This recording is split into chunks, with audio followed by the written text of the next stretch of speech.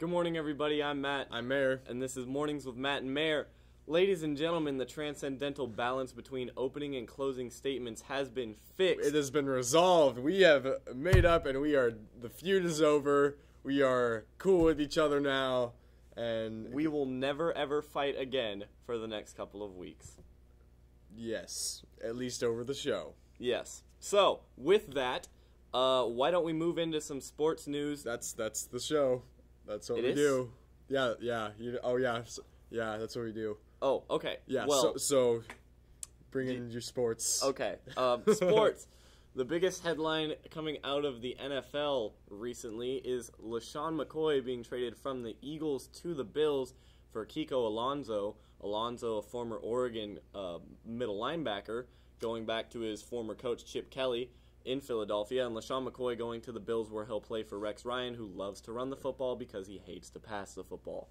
So, that would make sense. Yeah. I mean, I don't think he just wants to keep the football and just do nothing with it. So, I feel like he'd try and do something. Well, keeping the football and doing nothing with it was the general theme of the Jets last season. That is so we'll see how it works for Rex in Buffalo with that. In the NBA, Russell Westbrook is lighting the NBA absolutely on fire. He missed destroying everybody.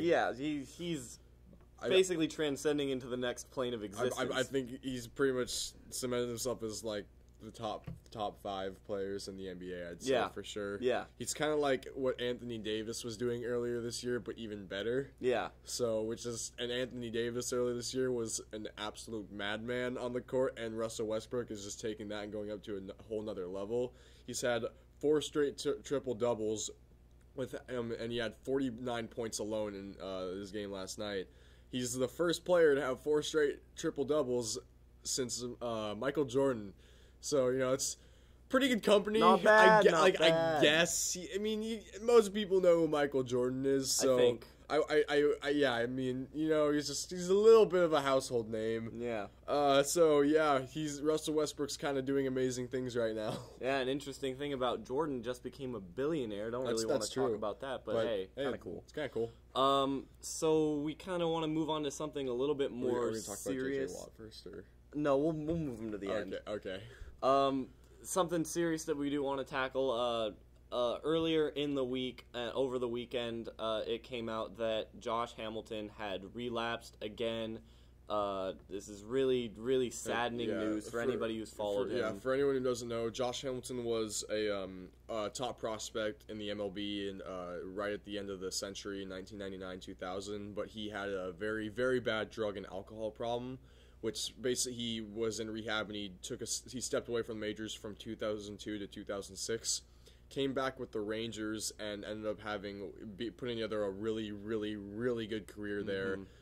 He won 2 MVP awards, I believe, with the Rangers, and led them to the World Series and 2 years in a row. I believe.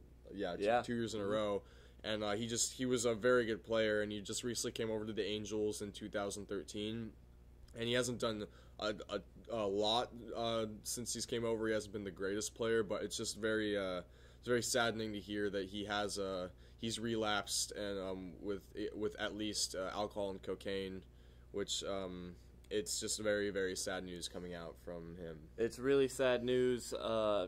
Really a guy that you root for just to get better, and the MLB is pondering what to do with the situation because they know that he's had these kind of problems before. He's facing at least a 25-game suspension, but right now the MLB is mulling whether or not to suspend Hamilton for the year, and the decision is expected on that next week. And personally, I think we both agree that a year suspension and a trip to rehab is what would be right for Josh Hamilton because the priority here is him healing as a person. Yeah, because, from a baseball standpoint, he's a good player, and it sucks that he's going to be out for anywhere from 25 games to a year, but, that really kind of pales in comparison to him and him as a person and his family, because, he's been struggling this for over 10 years now, and he's battled back. There's been lots of highs, and there's been lots and lots of lows, and this is one of the lows for sure. So we think that if him getting suspended for a year and basically him just being able to take a year off would really help him. And I think we care more about him as a person rather than a player and we just feel really bad for him because we know he's been struggling through this for quite some time now, and especially his family who's been trying to help him, but who's been struggling right along with him. So yeah, we're kind of hoping not that he gets suspended for a year, just so he can kind of take a step back and recover from his relapse. Definitely. So look for the decision on that next week. We'll keep you updated. And moving to the end of the show, something funny. Bit of a quick one this time. But yeah. Now that we've gone to bi-weekly, we're probably going to be the shows are probably going to be a bit shorter, but we're going to have more content because it's 2 times a week. Exactly, and that's how we like it for you guys. So. Funny news coming out of the NFL. J.J. Watt claims to live in a minimalist cabin with no frills during the offseason. Yeah, no frills. No frills. It turns out... all the frills. All the frills. All of the frills. Pretty much all of the frills. He lives in a giant log villa about half an hour from Chicago. It's not minimalist. It has 3 kitchens. It has kitchens. A giant garage. It's really, I mean, it's a great place to live, and it technically is a log cabin, but goodness. It's not minimalistic, and there are lots of frills. I mean, we love J.J. Watt. He's a great player, and he's a fantastic role model, but he dropped the ball on this one, I think. He does not live in a minimalistic cabin. Yeah.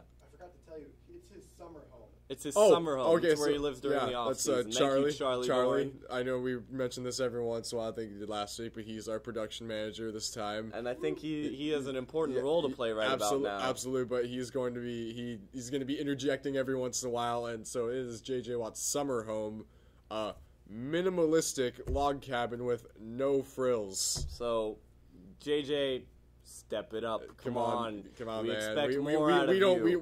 We don't. Yeah, we're not used to seeing you like this, man. We want you to.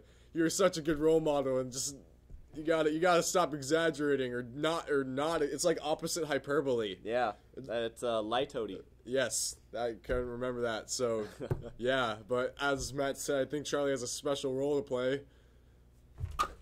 Yes, I kind of got. It's the spool of time. The spool of time, which indicates that our show is coming to a close. So, with the spool of time, I'm Matt. I'm Mayor. And this was Mornings with Matt and Mayor. See you next time.